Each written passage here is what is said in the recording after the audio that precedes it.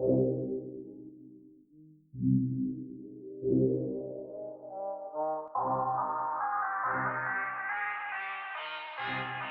live. Are we live? Sound checks are all good? Sound checks are good. Alhamdulillah. How's the clarity? Yes. Assalamu alaikum, Mamluk Nation.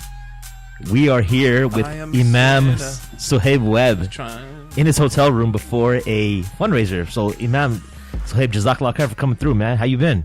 I'm doing great. Grandiose. How was your trip, man? It was mashallah. I just came from Alabama. Roll Tide. Alabama? Yeah. Just came from Alabama.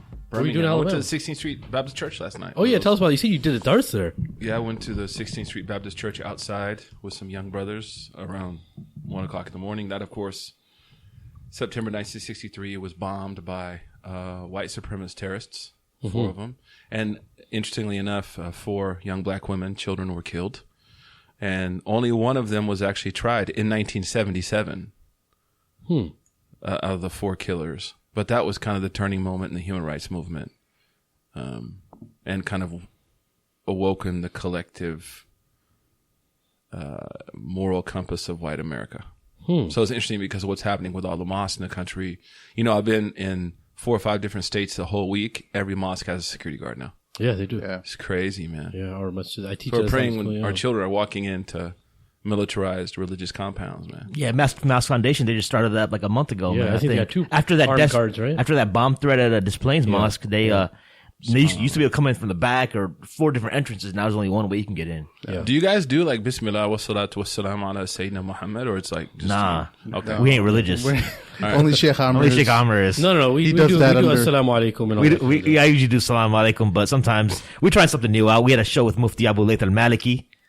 Yeah, I mean, I was Represent. a little bit offended that you didn't start out. It's okay, inshallah. Everything's going to be okay. Don't worry. Sheikh Amir, go ahead and do the honors then. So, the honor, are you really going to feel offended? No. Okay. So, one thing I wanted to bring up is, and if I'm not going to, I know last time we met, you were like, you know what, don't give all this information, but there's when I was in Egypt and we were in Egypt, I wasn't sure what faculty I wanted to go in, right? So, believe it or not, because of his humility, and he's a humble dude, mashallah, he says that I'm his classmate. And I'm not his classmate, he's actually one of my teachers, and I'll tell you why. So how about them Cowboys? So anyways. You think Tony Romo's going to stay or go? Anyways, no, This is Bears country, bro. No. So We're editing that. you convinced me. I still remember you convinced me because I was still contemplating between going to the faculty of Arabic, and we sat down. We had a really good conversation, and you convinced me to go in the faculty of Islamic Jurisprudence and Fiqh, right? And we know the faculty Shariah. Islamiyah. Shariah. Shariah's America. We're here to Shariah's, not terrorize. This is beautiful. I like this. This is chill, dude. So, and we know that in the faculty of Sharia, we go through every time I say Sharia, you got to Shark bait. You're just not saying Islamic law. Islamic law. No. Why you gotta be a sellout? What are you scared of? This is beautiful. So, and we know that the contents, a majority of the contents that we learn from that is From how what? we conduct ourselves Learn in the from what? faculty of Sharia, the specialization, and you know the aims and objectives of the Sharia, and the core principles, maxims, and axioms of the Sharia. There you go. So, why was that so important to you? Some white lady on Ohio right now is like, it's freaking out, dude. White people don't listen to us. Watching Fox News. White people don't listen to us, do they? No, I do. we do. I have some coworkers first who time. like listen. This is my first time. Yeah. Right now. Yeah. So what happened, man? Anyways, Yeah. seriously. So no. Well, so why was that really? I remember we What had did we that talk conversation. I'm sorry. What do we talk about? We talked about saying that the ummah in the West especially needs fiqh, right? And I don't want to steal that from you. I want to hear that from you. Why you think that's important? Because someone could say Islamic jurisprudence. You want to teach people how to pray, and that's it. That's what people think, right? Yeah. So why is the faculty of fiqh very important to you, especially? And you convinced me of it too, and I'm fully satisfied with that. But why was that important to you? You have a very interesting background, right? Right. So let me be honest with you now. Yeah. It's been about 12 years. Yeah. I actually that's the same speech that a teacher gave me in Azhar because I was planning to go into the College of Arabic Language. SubhanAllah. Yeah, so it's not really like I dropped an original mix. No, I know you didn't drop an original. Everything comes from somewhere. Right. We're always sitting on the shoulders of great people. Of course. So there was someone there who took me aside and said, like, why would you go into Arabic? And I said, well, I like Arabic. Don't get my love handles in that picture, please. And then then I thought about what he said, and then I thought, as we move forward, right, historically in this country, we're going to need, guidelines, and guidance, and relevance. So I felt that, but how does it translate? Because you have a very good understanding of the contemporary world and how to deal with the youth very well. How does fiqh translate to it, or is that just something else? Well, fiqh makes sure that we actualize iyyaka na'budu. Like when we're doing something, it's you and only worship, right? So I need to make sure I'm doing it correctly. And then at the same time, fiqh is very exploratory because it's the extension of the sacred, right? Fiqh is coming from the minds of scholars, right? Fiqh is used to answer questions that are not explicitly mentioned in sacred text or which are the meanings of sacred text are disputed. So, for example, now we have a slant on activism in this country. We see Muslims, mashallah, young Muslims especially, becoming more active. Black Lives Matter, Islamophobia, standing up for the Jewish community when their cemeteries are being attacked and stuff. Of course. So look at Surah Yusuf. Like Prophet Joseph represents every marginalized community in this country. He was homeless. He was abused as a child. He was homeless. He was trafficked. He was the object of sexual harassment. He was an immigrant. He was a person of color. He was a refugee. He was part of the prison industrial complex. Wow. Then he becomes part of the 1%. He becomes opulent, right? Like, so fiqh has the ability to take that, right, and calibrate it in a way that allows us to define our spiritual existence in this country in a way that is relevant to the problems of non-Muslims. That's how we bring value. Where is our position on abortion, for example? Where is our position on medical marijuana, right? Historically, books of fiqh have perhaps the most robust discussion on abortion, ijhad. And then for our own community, as we tend to get frustrated sometimes with the lack of relevance within certain communities, being born and raised in Chicago, you have the ability to synthesize your cultural kind of frequency with what you're going to learn from Islamic law, and then be able to answer people's questions in a way that makes sense to them, right? So I thought it was important. Yeah, I think a lot of it has to do with the mindset too, right? Thinking properly. I remember a lot of the shayukh used to say that fiqh is going to help you think the way you're supposed to think. It sets up, it partitions your mind properly, right? And it keeps ibadah, keeps the worship of Allah focused. Sometimes I feel that people are more invested in popularity, or I'm not judging their hearts, right? Of course. It's a concern. I would never say this specifically about anyone. I'd restrict that to judging myself, but I'm saying I worry sometimes that we're too, and we forget وَمَا خَلَقُتُ الْجِنَّ وَالْإِنسَ إِلَّا لِيَعْبُدُونِ. We're here to worship, man. Yeah. So fiqh helps maintain the dawabit of progressive tendencies, but also nuances and tempers the tendency to be, hyper literal and over puritanical. Because the goal of fiqh is really is to be in the middle. Yeah. That Venn diagram, and then there's where you find worship. Yeah. Shatabi said, the faqih. Just going to bring him up. Yeah, go ahead. The faqih carries the questioner like a doctor treats a patient. You don't over medicate. You don't under medicate. So I think having those, and I see, most Muslims are really wanting to please Allah. So fiqh is about negotiating, our environment with the ultimate goal of, Ridwanullahi Akbar, right? Back when you first went to Azhar, and there was a whole different Muslim community who was very involved in, arguing and disputing over fiqh, and now it seems like we have a different type of community, and in terms of the discourse that is taking place. What kind of contrast have you seen between when you first went to Azhar and now? Yeah, I kind of pulled back, to be honest with you, from the national scene for the last 2 years. It's kind of off the radar for a number of reasons. But one of the things that I did notice is that continual need to find authentic identity that came out of the 90s with kind of the religious sects within Sunni Islam arguing for who's right. A lot of power language, ijazas, asanid, on the way of the salaf, with respect to all those people. But at that time was very much about who has interpretive authority. Yeah. Who has the right to speak about Islam? Right. Who And represents? that really, that laid a number on us as a community, especially converts. And I felt like younger generations began to realize that these aren't really providing solutions to their problems. Right. Right. This is actually just exasperating. It's adding to a cadre of problems that they already have. So the outcome has been, I was recently at a conference with some ulema, some padres, and some of the activists. Right. And That's an inside joke. That's why I'm laughing. But one of the scholars was kind of speaking in an authoritative way.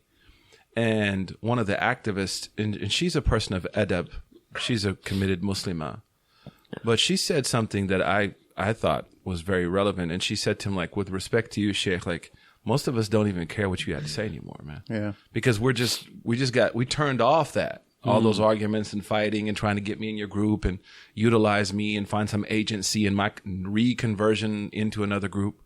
So my worry is that there's going to be kind of a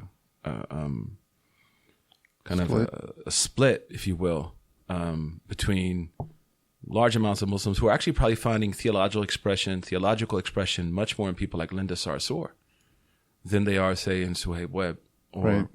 The brothers and sisters who are engaged in knowledge. That was one of my concerns that I was sharing with Sheikh Amir, that there's a lot of younger Muslims who are going towards like Muslim athletes and Muslim comedians, and they're getting their religious paradigm from those personalities, whereas they're not really qualified for that. Do you think it's a religious paradigm? Or do you think it's giving them? I think they're getting a social paradigm. I think they're, in terms of their outlook on the modern world, I think a lot of young Muslims are kind of looking towards what they have to say on Facebook towards modern issues. I kind of thought of it as it kind of makes them proud that somebody's in the spotlight and they're Muslim and they're wearing it very well.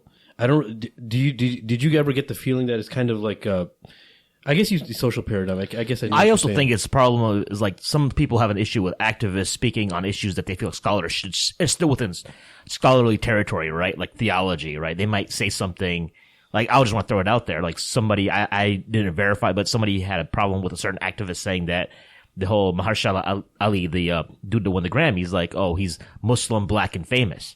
And a lot of scholars I know, they're like, man, what the hell? She shouldn't have said that because this dude's like Qadiani and we don't, and like stay in your lane kind of deal, right? And I don't think anybody really came after her or nothing like that. But for me, as Sheikh, as someone you kind of like are able to like navigate to a lot of different like groups and stuff. Like, what's your take on? Do you think activists sometimes overstep their boundaries? I know scholars sometimes do, and they talk about activism, politics when they don't have a clue, right? And they get checked. But sometimes you don't feel like activists. I don't see a lot of activists necessarily getting checked by the ulama if they're overstepping their bounds, right? One of the first principles of conflict resolution is to be able to understand where people are coming from. So your question actually is very powerful about kind of the change. I really believe that the Muslim community, Sunni community, I can't speak on the Shia community, in America is going through kind of a third or fourth reconstruction. If you think about, the nation, the early experiences of people like Noble Dur Ali over 100 years ago, Elijah Muhammad, Malcolm, and then you have like the 70s with Tabligh and the large influence of immigrants coming to America. And then in the 80s and 90s, you have like the establishment of institutions and nonprofits, national organizations. And then you have in the 90s this battle for identity and control and authority. Then 2001, it's about, oh my gosh, we need to make dawah in a different way. And now I think because of just the way social media has evolved, I mean, every week there's like this new kind of like tabloid-esque story that Muslims get caught up in. It's, whatever. Yeah. So I think that just the current climate of communication lends itself to a very unhealthy set of circumstances. Whereas like, hit up that sister, you know what I'm saying? Like if you're worried about what she said, and I think that's what most imams I know that were concerned about it did. If we have concerns about, I made a RIS, right? I guess I created a fiasco. I didn't mean to. I felt that was a little bit of a different situation because it was happening in front of 25,000 people. And there were black people in the audience who were crying. And I, as an imam, felt I have to like look after people. But the general rule of the thumb. But that is one thing that people had an issue with you, where we're like, some of us, we're not 100% on board with everything about Black Lives Matter. We agree with, in a general sense about the movement, but why does Muslim leadership have to take a stand, 100% with a movement of that sort, where, there's things that are happening in that movement that are not necessarily Islamic, So some of the discourse online, at least, has been, well, Muslim leadership should, kind of help Muslims navigate their way with these movements and help them sort out the permissible and non-permissible in these movements. But in terms of taking a side with them 100%, that's where they're kind of finding things problematic. Yeah, so I think that's kind of a different discussion. But as a white man in America, the only thing I can do is be a spiritual ally to black people. I don't have a right to speak about Black Lives Matter in that way. But when I see, black Muslim activists who I trust, who I value, whose hearts I believe in, tell me that we need you to get involved in something, then I'm going to make taqleed of that. I think that's another problem of everyone here. Imam Shafi used to ask Imam Ahmed, هل عندكم هذا حديث صحيح? And Imam Ahmed say it's sahih. And Shafi... He would say, sorry, I'm just going to translate. He would ask, is this, according to you, is this considered a sahih hadith? And he'd say, and he would follow. Why can't we just learn to follow each other? Yeah, so like each faculty of our community, if you will, has leadership. Why are we like... It's kind of arrogant to think like I can understand the struggle of black people in this country as a white man, especially. So if I see like Blair Imani, sister Blair Imani, sister Camila, brother Mark Manley, his wife, Muslim Ark saying, listen, we need you to jump behind us and support this. That's good enough for me, man.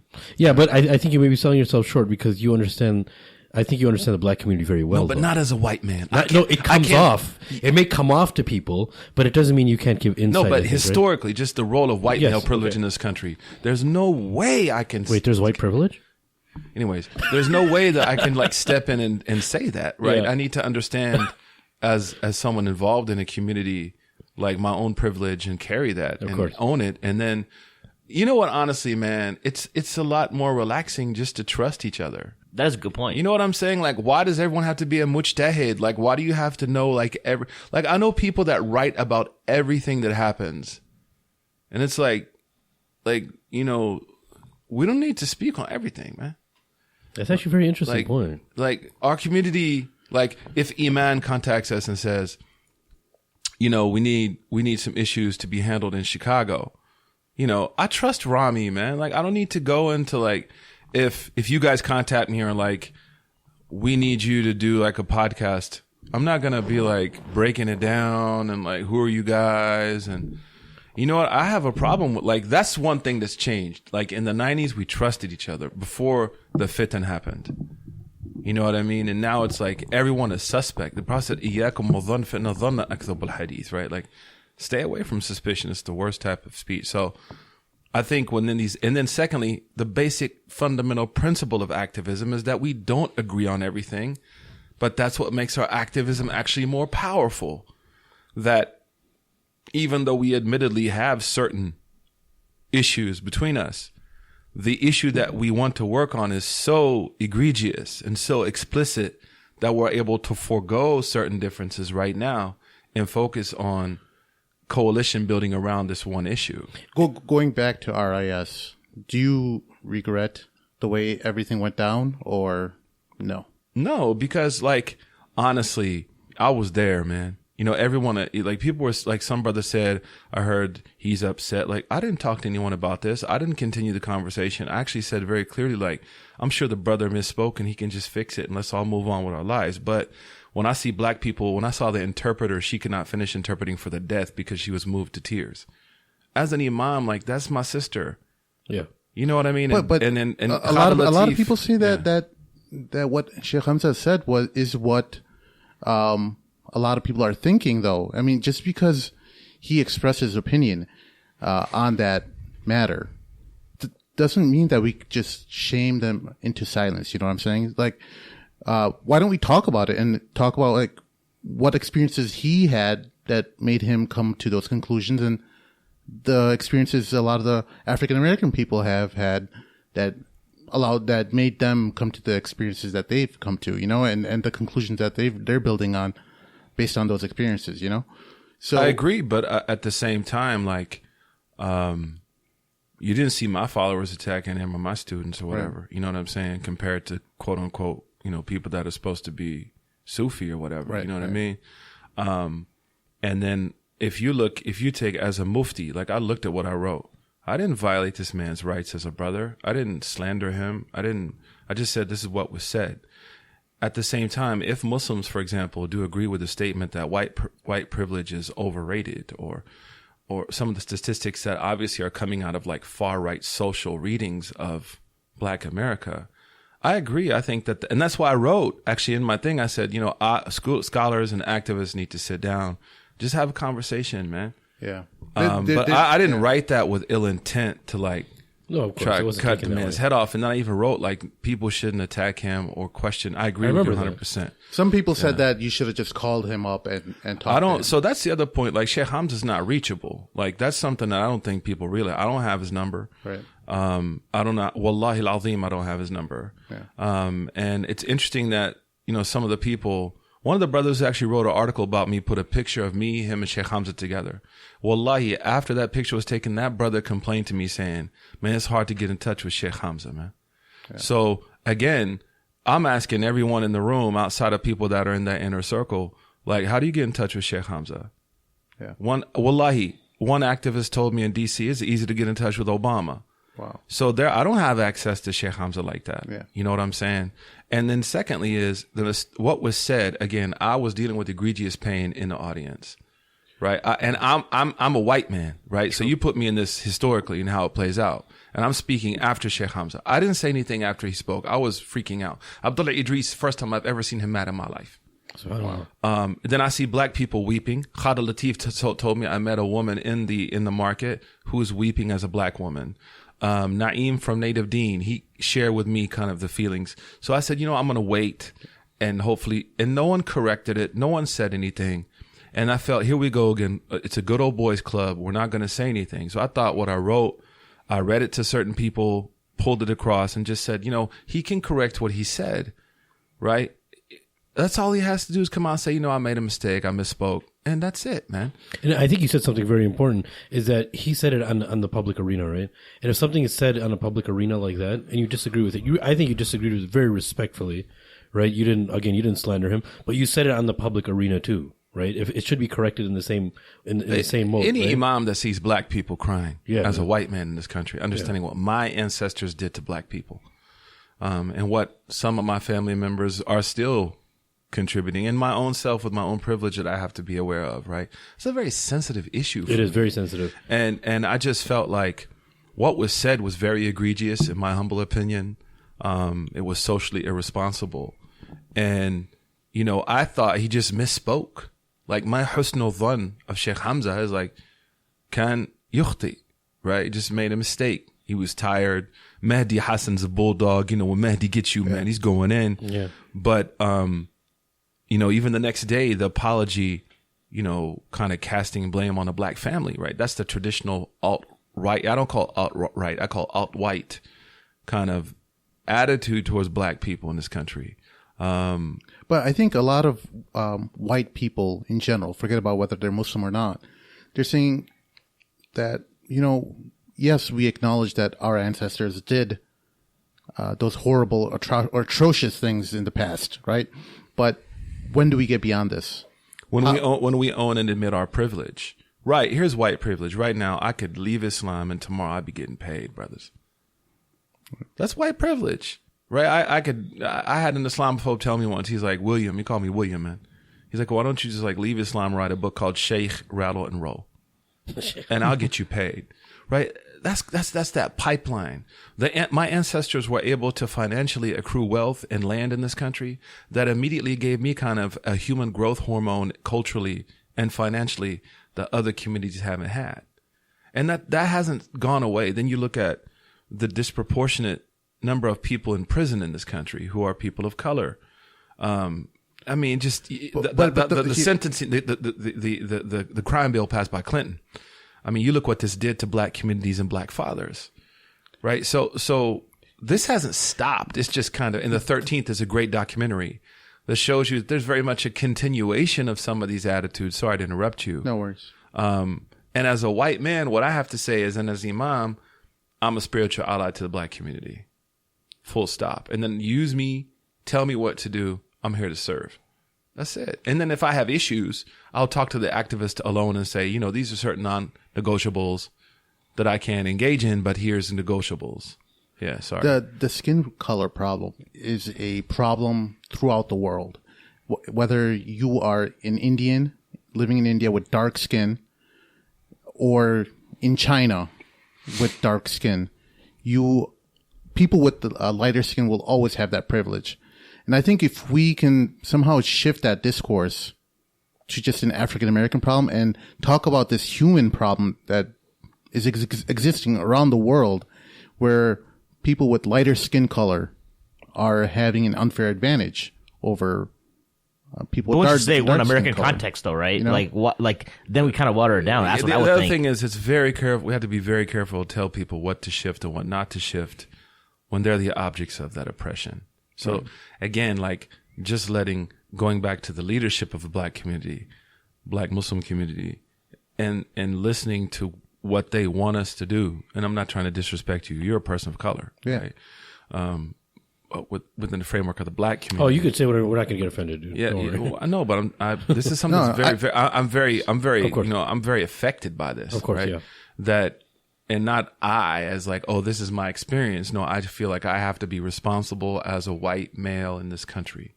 That's full stop. It's not about my experiences. It's not about where I went to high school. I respect that, man. It's just me. I got to own that because I represent my ancestors were slave masters, man. You understand what I'm saying? So I feel very, very, I feel a lot of trepidation about trying to tell people how to suffer. That's not my business. My business is to acknowledge my role in suffering, whether now or because honestly, man, if we're talking about white privilege, we're talking about disinvesting now from a system that's still very much rooted in the idea of white privilege. So when you start to tell people disinvest, they're like, what does that mean? So we're not even thinking at that level, right, of disinvestment. Right. But that's a different discussion. I'm not a specialist on race. I just speaking from kind of that's very general. But I like this discussion that we are having, just sitting down and talking about our thoughts, right, regarding Black Lives Matter and whatnot. But what really upsets me is when some of the social justice activists just try to silence discourse completely, and by shaming you and saying that's racist, racist, and by screaming that at your face, I'm like, you didn't do anything to solve me. You might have gotten me to shut up about it online, but those thoughts are still in my head. You know? Dismissive language, whether it comes from the religious community or the activism community or men or women, is never healthy. We need constructive language, right? So, like one activist, she said to one imam, teach me. Kind of remember the X-Men when he was like, guide me, teach me. I love that scene, man. Yeah. You're going to find me as a young, arrogant hothead, I think that we forgot about the benevolence of education as Muslims, man. It's really been replaced with this TMZ-esque kind of I'm going to call you out. Yeah. Right. I'm going to spread rumors about you and we're rahama'u bainahum, right? We're supposed to be a community of rahmah. I agree with that. I think, and I think another thing that it's done, it's silenced some really amazing imams. Yeah. And great intellectuals who are, and as well as, religious minded folks who are not imams, because they're just worried about backlash, man. So it's very polarized. Half the time, the difficulty in us having this podcast is choosing our words carefully. But not for me. I don't care what I say. For you, I haven't unleashed yet. We still got 20 minutes left. I have to edit half of his dialogue. But isn't that a huge barrier? It is. Talking openly in our community about anything? How many? Sorry, Amir, go ahead. No. Bismillah, man. Look, why don't we do this? Nonprofits in this country or organizations, right? Why don't we have weekend courses on everything in the world? Where's the weekend course on conflict resolution? Yeah. Like if you want to be a member of, say, Center DC, where we are in DC, right? We talked about like if you want to really be a member, then you have to go through conflict resolution training. For us, and that's why as Muslims, sometimes, at least in my humble experience within America, conflict is seen as a great threat, whereas in, billion-dollar companies in Palo Alto, conflict is seen as the opportunity to make the next great move because they know how to manage conflict.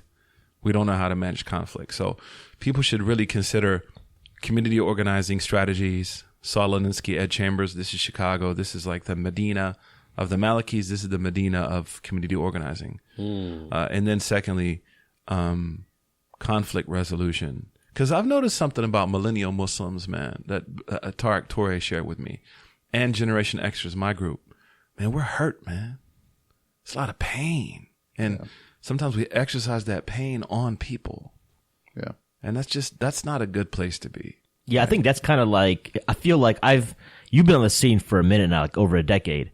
And I think even how you approach lectures or like advice and stuff, because the first lecture I ever heard you give was a talk I heard on aswatulislam.net called Zina, a Disease of a Thousand Faces. You remember that song? Islam, dude. Back in the day. Back in the days. Dude, that was more than 10 years ago. That was no, it was like 2004. It was like 04. Biggie I don't was know when that. alive, you know what I'm saying? I don't know when that talk was though, but you were talking about a dream. There was a song called by this group called Dream. He loves me, he loves me not. Remember that song? He loves me.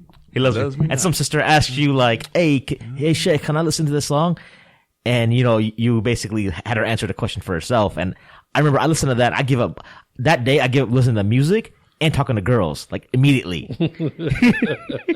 Yeah. Like, when I don't want to. I was a little hardcore, but No, it's all good. Everyone, everything has to happen, right? That's what made you know. Right? But now, with the, you give a lot of lessons to us on Snapchat, and and I've heard from people who know you, who you talk to is like, well, right now people like me, or even I don't know about me. I was like Sheikh Amir and Sim.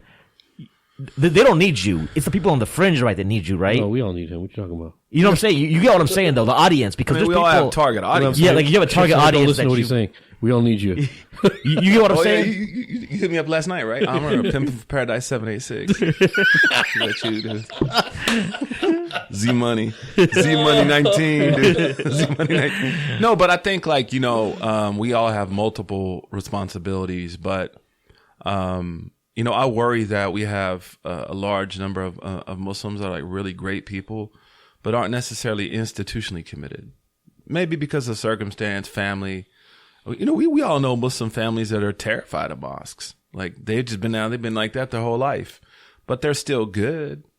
One of the things I got on Snapchat that I never thought about is like this kind of explosion of Muslims that have like Christian moms, dude. Like I never really thought about it. Man, I get this all the time. Like my dad is Muslim, my mom is Christian. I'm in my early 20s, and I'm just looking for like spiritual trajectory.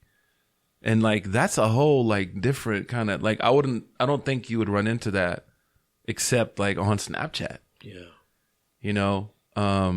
So yeah, I agree. I think we all have kind of our own niche audience, man, that we deal with to a certain degree. As far as social media goes, because you said you've taken a little break, but as someone who's memorized, this is something I've always wanted to be interested in, because as a lot of people, who are famous in the community, and I would call, whether you like that term or not, you would definitely be somebody like a celebrity imam culture. I thought this was a roast. No. Oh, we can do a roast if you want. Yeah. Okay, great. Celebrity imam culture, right? You've been like, even in 05, you were like there, and you probably still are. And you're on Snapchat, and you're doing, you were in Chicago like a week ago for another fundraiser. But then but then you memorize the Quran. I was like, that blew my mind. It's like, white dude from Oklahoma used to be a DJ, memorize the Quran in Oklahoma, right? Yeah. And then keeping that, because you still got to revise. And how do you balance that? Like, I want to understand a little bit about your mindset, trying to, keep your own personal duties and like on top of your whatever you got going on for the community. You know what I mean? Yeah. I mean, first of all, it's not easy. I mean, I'm not telling you like I'm not like the guy that ran a 4-1-40 and I'm doing it. You're not not the Muslim Tim Ferriss or nothing, right? But also I think that our generation, mine and Sheikh Amir's generation, may be the last generation of American Muslims who saw activists and scholars who were not part of the celebrity culture. Like most of my, like I had a teacher, I tried to give him money. He's like, if you give money, I'm gonna stop teaching you.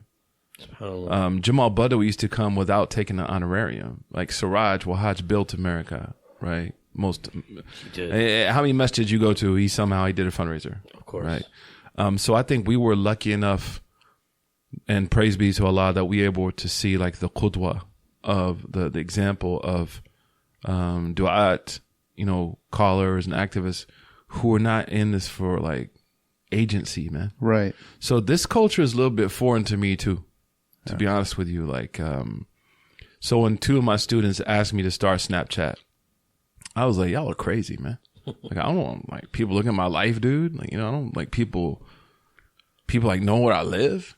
I don't want people like knowing a lot about me. I don't want that attention. Like we used to be told to stay away from attention. So that's something that still is new to me in a way. What I try to do is it kind of goes back to what we talked about earlier. Like I just trust the younger people. I'm sure they're not looking at it the same way I looked at it. Like we would have looked at it like a Riyadh fest.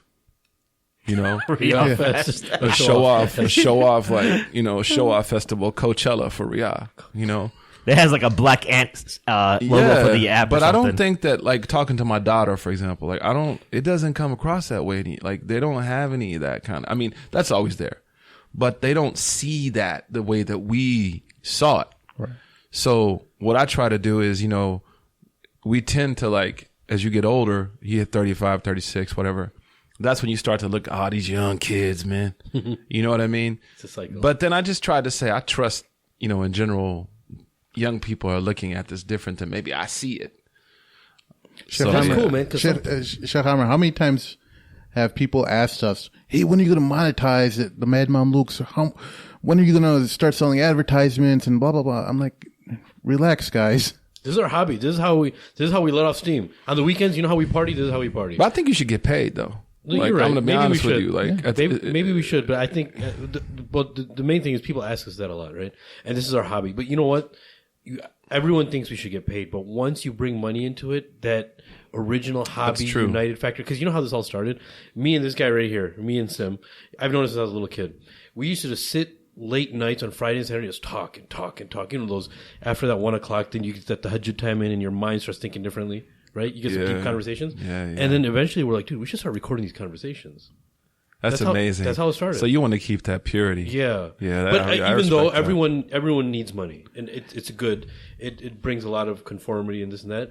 But when the time is right, inshallah, it's going to be right. We're all going to do istikhara and we're all going to do it. I mean, this is how I think about it.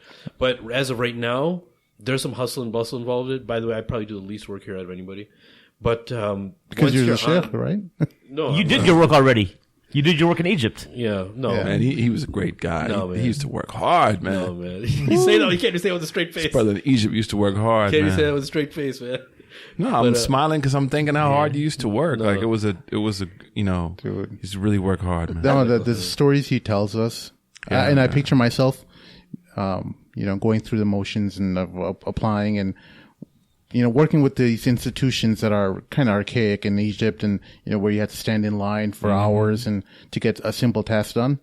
I don't have the patience for that. I mean, not only that, he went to Mauritania, he went to India, and then he goes to Egypt and like, he just went everywhere, man. And his humility, mashallah. I don't like to say this in front of you, but the guy thinks he's never done anything. He hasn't changed. The guy thinks he's not done anything, and he's always deflecting attention away from it to everyone else. Uncomfortable now, honestly. See, well, you were doing it to Suhaib Webb. I guess. Now guess. This is what happens. We're using him to catapult our podcast. Are you using me?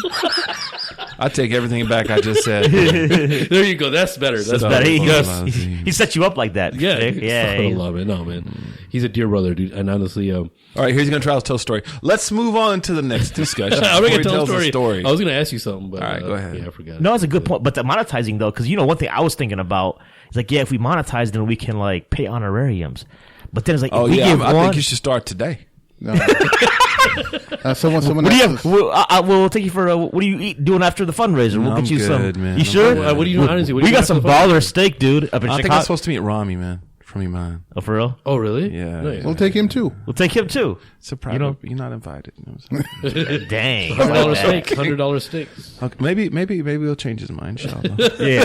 No, $40 steaks. Yasser Qadia, he's coming in next week. I'm taking Friday night. We going to this place called Prime and Provisions. Ask him about it. This is like when you're in Chicago, we gotta plan this.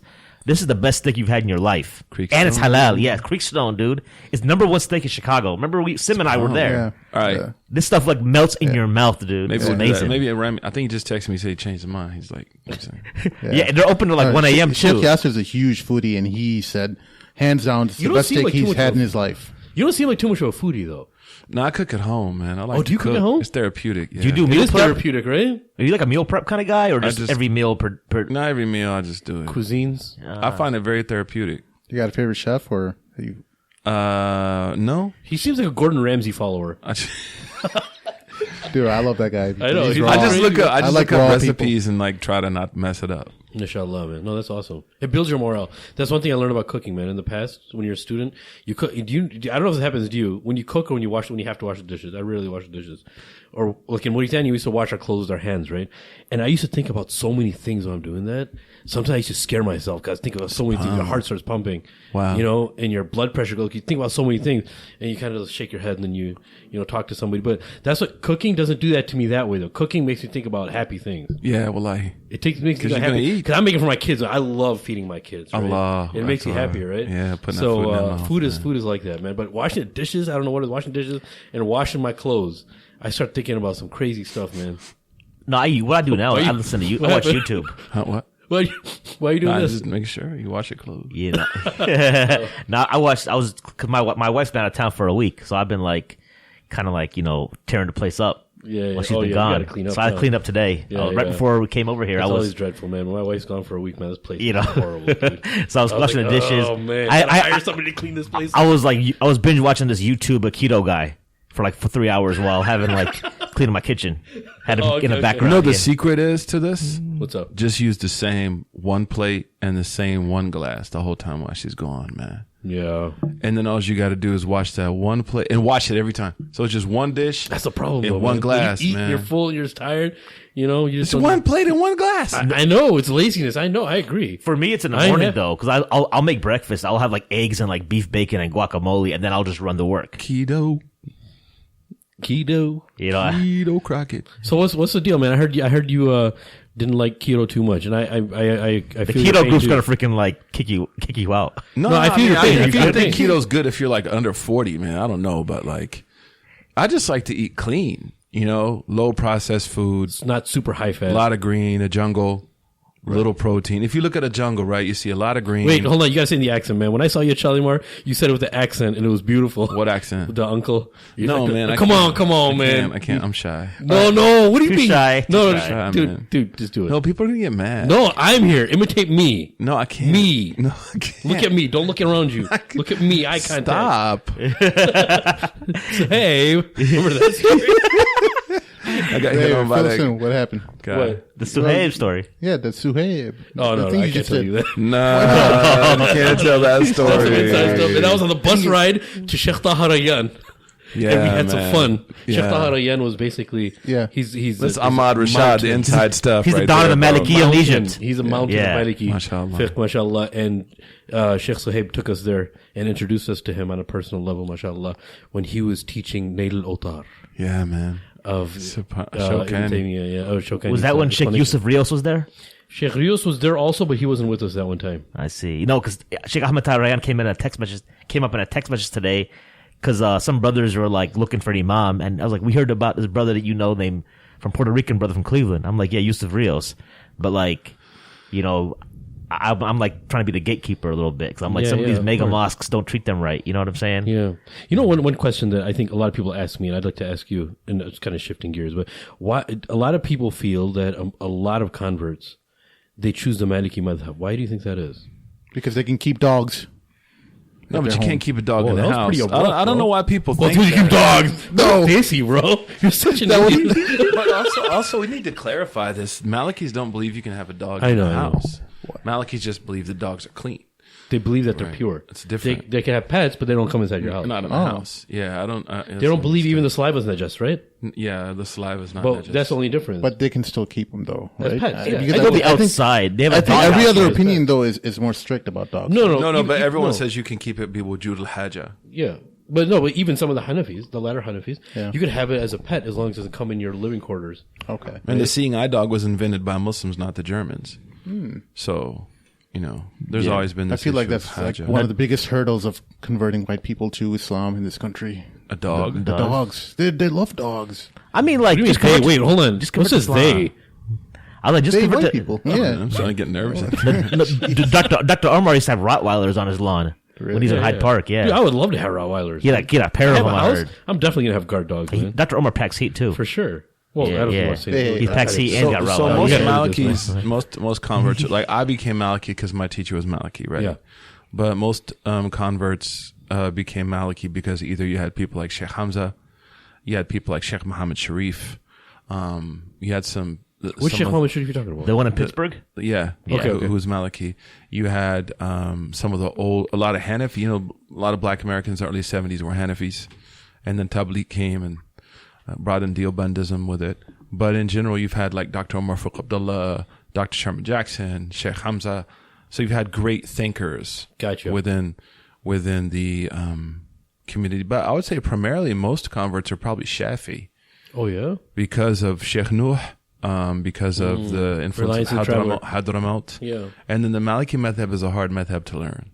It's not an easy madhab to I learn. remember when I was in Mauritania, they said that they used to say, and every madhab has its own way of saying this, but the chapter of buyu', buying and selling in the Malikis, is the most difficult to And the take Hanafis, down. yeah. Detail. Yeah. Sheikh Abdullah Hamid Ali. I mean, you've got some really, Sheikh Rami Nasur. You've got a lot of real, heavyweight people who are Maliki and are English speaking. Do you think Maliki, the fiqh of the school of Medina, is harder to practice than the other madhabs, or it just kind of The easiest madhab to practice is the Hanbali madhab, but it has the most dispensation. Believe it or not, the most rukhas. The Malikis on certain issues like zakat is very difficult to practice in the West. The Shafis on tahara are very difficult, right? So it kind of depends, on what aspect of fiqh you're looking at. Sometimes we see that some people say that the Hanafi madhab is the easiest to practice, but the followers themselves contemporarily are the strictest to a certain degree, right? Subcontinent followers. Yeah. Like the Malikis in Western Africa. Yeah. They're pretty hardcore, Yeah, man. yeah, Like yeah. Al-Qadi Abu Bakr got beaten because he didn't pray with his hands to his side. SubhanAllah. that's what's up. Yeah. So He's a Maliki too. MashaAllah. yeah. So We got everything in this room. yeah. Great. Sim's on the fence about it. He's thinking about And converting then, like, Malikis. for the masses of the people, like they're on al-mustafti ala madhab al-mufti, right? Like whoever the teacher is in your mosque, follow that person. I'd rather people follow their local imam than take some book I wrote and follow me. And this is a whole other podcast. I love this topic because the original maxim in the Sharia is the layman who's not a specialist actually doesn't have a madhab. And he's on the madhab, or she's on the madhab of like their local imam. Yeah, like, or just a scholar, resident scholar. Don't get me wrong. Like if you really adamantly disagree with your local imam, that's different, Yeah, right? yeah. But like, if for example, the time of Asr, right? If you're going to be Maliki, or the time of Fajr, right? You're going to be Maliki, Hanbali, or Shafi, and then the community you live is Hanafi. They pray later. Dude, go pray with the Hanafis, bro. Like pray with your community. Yeah, dude. You know what I'm saying? Like, I have a problem with that kind of outsourcing of like divisive issues, whereas we should just like that's what our imam's for, right? The imam is there to lead. Again, it goes back to the whole idea of just like trust him, man. You know what I mean? Like trust these guys is what they do for a living. Yeah. Imam Suhaib, I remember you told me that you were here for I think some weekend program at University of Illinois Chicago. I don't know, 2010 maybe or something. And I was back then. There were very few Maliki resources in English, and you're telling me like you're in Chicago, man. You're in Chicago Sharif. Why ain't you Hanafi? And I think that it goes back. Now we have alhamdulillah Ustad Abdullah Evans and Sheikh Hamza Maqbool, holding down for the Maliki in Chicago. So No, mashallah. I like the color. the all the colors and the For sure. the madhahib. I think it's just a lot has to do with the attitude that but goes with it. we're gonna have to wrap this baby up because it looks like Imam Suhaib's got to get going pretty soon. Looks It's like 5:52. We still got 8 minutes, man. We're gonna we're gonna 5:52? squeeze this lemon out, man. All right, let's go. No. What else you got? One thing that I just before we conclude, I don't know if you just jump in. That's how we do. We just cut each other off. It's all good. But I think the one of the driving forces of myself is a lot of the brothers, mashallah, that we used to get together in Egypt, and we went to a really awesome book with yourself, which was Risalat al-Ulfa, right? And Kitab al-Imama.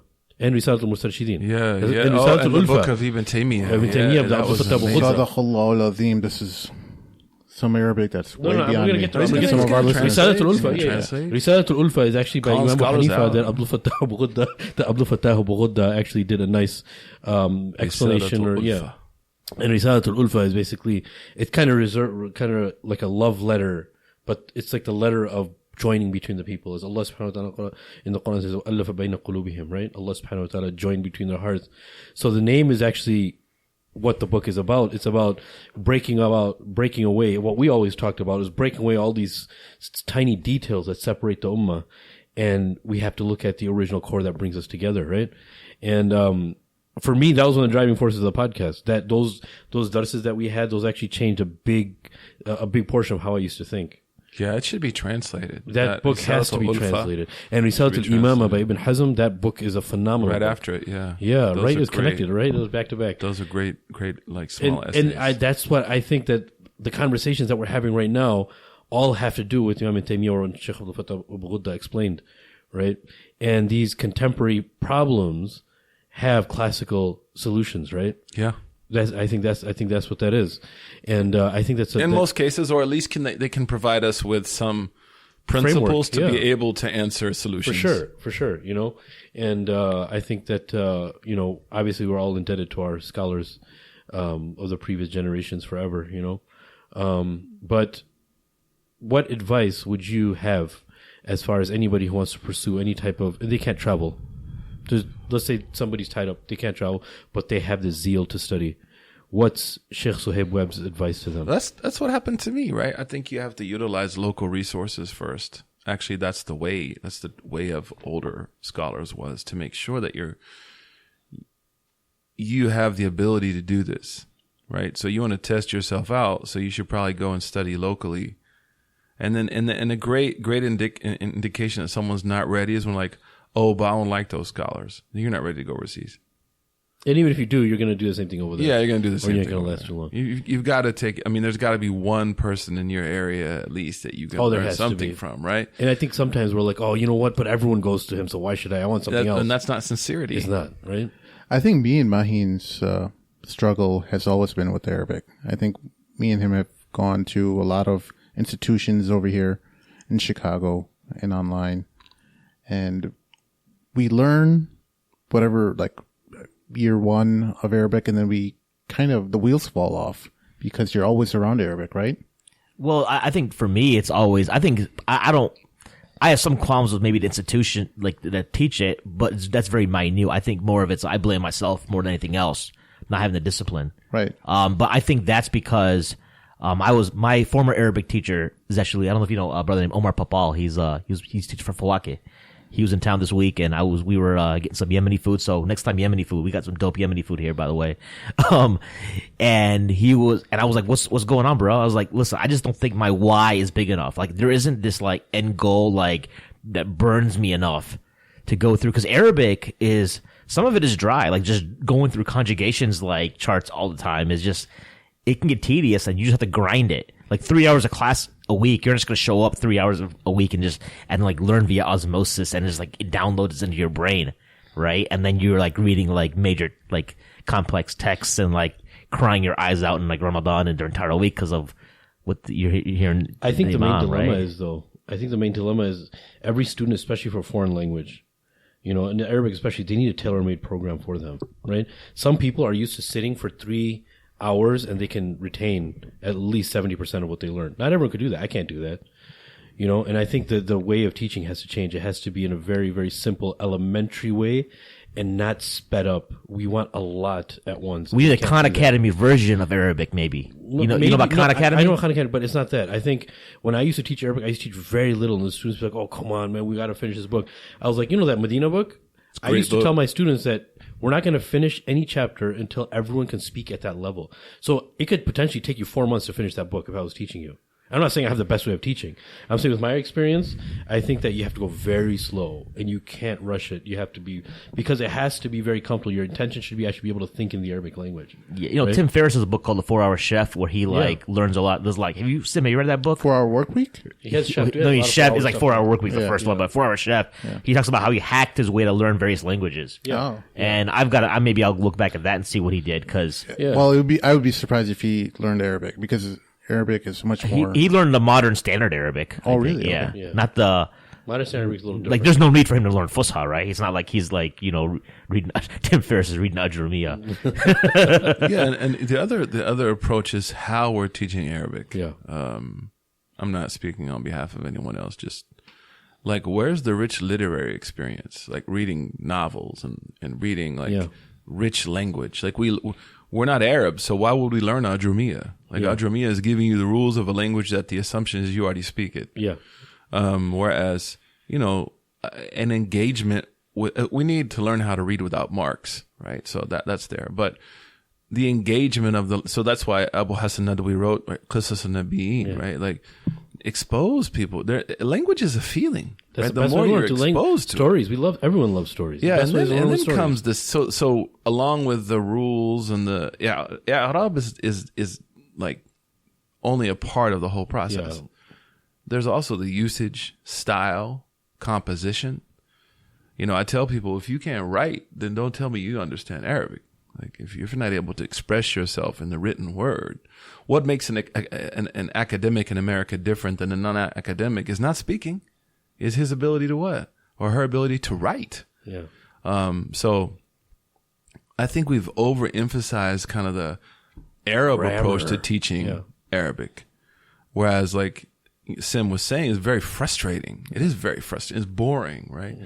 Whereas, so if you think about an Azhar, Azhar brings like adab wa nusus al-mutala'a, stories. Yeah, stories, we read Khalil Gibran Khalil. We read Immanuel Kant. We read contemporary. I read Harry Potter. Yeah. You know what I'm saying? Harry Potter. Harry Potter. Yeah, I read just Awal. Yeah. They have all the sets in Arabic. Yeah. Everything you find in Arabic there. National Geographic. I used to love to read it in Arabic because it was just like, oh, that's what that means. Yeah. That's how you translate it. And there's a lot of benefit in that. So I think being exposed to a rich literary experience. In cartoons, man, honestly, dude, you can watch X-Men and Ninja Turtles in Arabic, Fusha, pure Arabic, dude. That's what I need. That's guaranteed. I'm a huge X-Men fan, and if there was X-Men in Arabic, I would know Arabic. You find X-Men online. Even on YouTube. You find it on YouTube. Oh man! Dang. Yeah. It's open Watch up. Next week. I'm gonna come back an Arabic scholar. خذني برفق وعلمني. Right, that's what take my hand and teach me. Yes. Yeah, for sure. You said it in such a breathy voice. Yo, Sheikh Amr, the lemon you were talking about squeezing now, I think it has been dry. We've got every juice out. Yeah. Lemonade. Yep, lemonade. Every drop is out. Formation. So. All right, man. Imam Suhaib, Jazakallah khair, man. Barakallah for coming through. You are always on a tight schedule. Yeah, man. Appreciate this is honestly, all whatever aside, this is honestly a treat. I'm not saying this because we're on air or because anything. This is really a treat, honestly, man. Really? Because we praised you the whole time? Huh? Yeah. The whole time? Most of the time. Made you feel a little uncomfortable. It's all good. Nah, it's all good, man. I appreciate it. Absolutely. For our listeners out there, if you have any questions or comments, you can email us to madmamlukes@gmail.com. You can also follow us on Twitter, like our Facebook page. Subscribe to us on iTunes or Podcast Addict if you are still in the Android era. And then what else? If you rate us 5 stars. Rate us 5 stars. But engage with us on Facebook, man. We've seen some more engagement from our Facebook followers, so definitely keep that up. And we will be seeing y'all again at ISNA 2017, July 4th weekend. So we'll have a booth set up there. We'll get you the details there. But for our special guest, Imam Suhaib Webb, and my co-hosts, Sheikh Amir Saeed and Sim, I'm Mahin signing off for the Mad Mamluks. Assalamu alaikum.